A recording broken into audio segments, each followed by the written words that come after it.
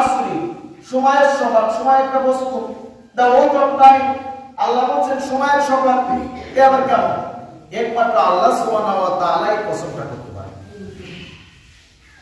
এর মূল তাৎপর্য হচ্ছে এই পৃথিবীতে যত মানুষ এসেছেন সব মানুষের আশার একটা ধারাবাহিকতা রব্বে কারীম দিয়ে দিয়েছেন।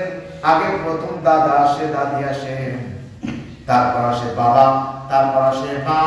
কিন্তু যার জন্য মানুষের কোনো সময় বাধা ধরা নাই, কে আগে চলে যায়? রব্বে কারীমের আল্লাহ রাব্বুল আলামিনের ডাকে কে সাড়া দিয়ে চলে যায়, এটি আল্লাহ রাব্বুল আলামিন ভালো জানেন। পৃথিবীর কোনো মানুষ জানে না কাকে কখন আল্লাহর ডাকে সাড়া দিয়ে চলে যেতে হবে। ঠিক কিনা বলেন?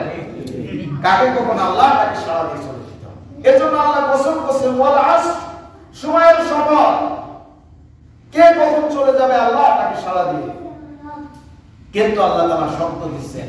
এরপর আল্লাহ বলছেন ওয়াল আসরি ইন্নাল ইনসানা লাফি খুসর, ইন্নাল ইনসানা, obviously the man in the loss, মানুষ রয়েছে লসের মধ্যে, ক্ষতিগ্রস্তের মধ্যে রয়েছে।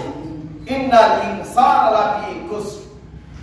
এখন যখন মানুষ, আল্লাহ বলছেন মানুষ আছে ক্ষতিগ্রস্তের মধ্যে, মানুষ তো হতাশ হয়ে যাচ্ছে, আল্লাহ আমি তো নামাজ পড়ি, কুরআন পড়ি, আমি তো ঈমান আমল সব ঠিক আছে, তাহলে আমি কেন ক্ষতিগ্রস্তের মধ্যে?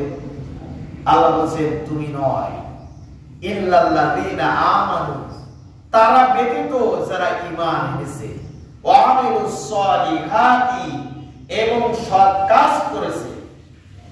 যারা ঈমান এনেছে, those who faith in Allah, যারা আল্লাহর প্রতি ঈমান এনেছে, ওয়া আমিলুস সলিহাত, and do the good work, এবং ভালো কাজ করেছে, ওয়া তাওয়াসাউ বিল হাক্কি ওয়া তাওয়াসাউ বিস সাবর, এবং মানুষকে ভালো কাজের, হক কাজের দিকে, সত্যের পথে মানুষকে অ্যাডভাইস করেছে, উপদেশ দিয়েছে, ওয়া তাওয়াসাউ বিস সাবর, এবং মানুষকে ধৈর্য ধারণ করার উপদেশ দিয়েছে।